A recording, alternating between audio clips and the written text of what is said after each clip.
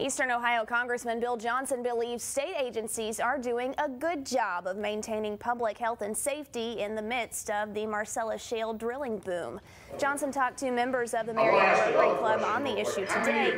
He says a similar drilling rush resulted in major economic increase and development in the Dakotas.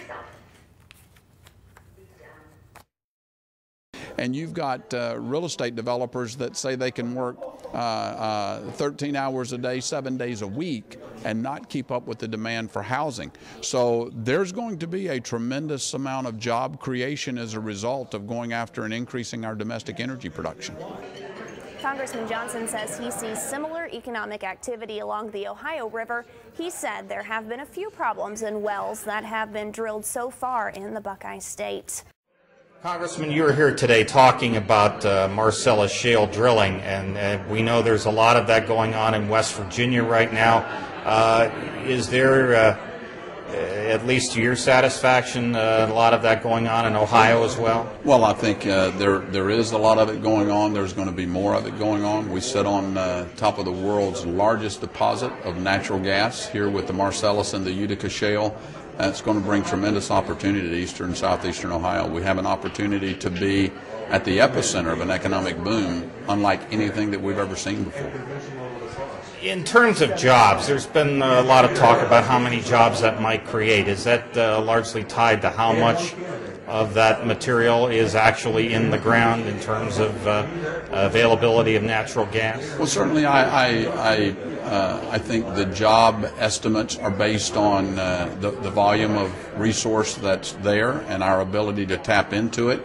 But you've also got a lot of trickle-down jobs. You know, as our economy begins to improve, you're going to see the need for restaurants and hotels. I mean, you travel up and down the Ohio River right now, you can't even get a room hardly in a hotel because it's full of people that are here because of the excitement around the Marcellus and the Utica shale.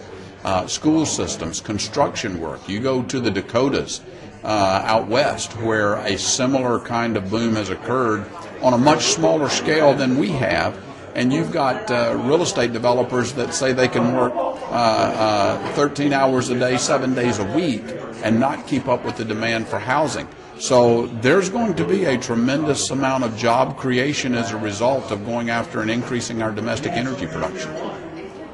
From an environmental standpoint, are you confident that there have been enough safeguards put into that it is environmentally safe? And obviously we've heard of the issue of fracking, but also other matters such as the quality of water that comes out of the ground, maybe any kind of effect it might have from the roads, from trucks that come in and out of drilling areas. Well, what's your thought about that? Well, there are definitely some infrastructure issues that need to be addressed in terms of roads, but in terms of drinking water and water contamination.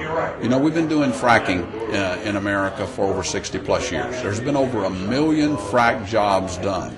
And even the administrator of the EPA herself, Lisa Jackson, has acknowledged that they don't have not even one single instance, proven instance, where fracking contaminated drinking water. I'm confident that the State Department of Natural Resources and the State Department of the EPA, right here at home, from the governor right on down, who have a vested interest in making sure that this is done right, I think they're doing a great job of maintaining a focus on public health and public safety, and that we're going about this the right way. The last thing we need is a bunch of Washington bureaucrats trying to come to Ohio and tell us how to do this business. We know what we're doing, and I'm confident that the state agencies have this well under control. All right.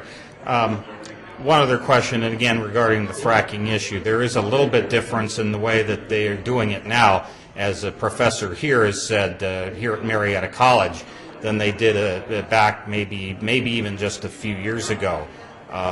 Do you think that represents any difference in how that might affect the environment? Well, as technology advances, obviously we've got to take a look at that. You know, I'm not a no regulation person.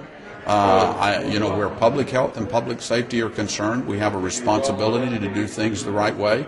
We've got 176 injection wells around the state.